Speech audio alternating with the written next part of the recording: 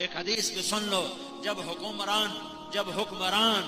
قومی خزانہ لوٹ لیں گے، والامانۃ مغنما، جب لوگ امانت کھا جائیں گے، والزکاۃ مغرما، جب مالدار لوگ زکوٰۃ نہیں دیں گے، وتعلم لغیر الدین، جب علماء بھی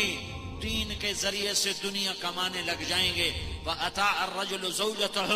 اور لوگ بیویوں کے فرما بردار ہوں گے، وَعَقَّ أُمَّهُ، اور ماؤں کے نافرمان ہوں گے۔ ہاں، ماں کی فرما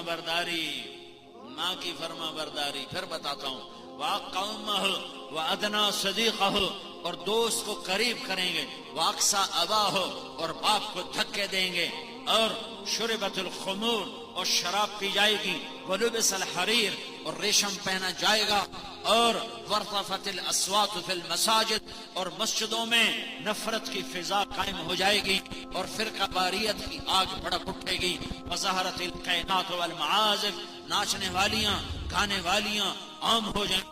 محترم ہو جائیں گی، معزز ہو جائیں گی۔ جب یہ سارے کام ہوں گے تو پھر میرا اللہ اپنے عذاب کے دروازے کھول دے گا، غضب کے دروازے کھول دے گا۔ جب تک توبہ نہیں کریں گے اللہ کے دروازے نہیں کھلیں گے۔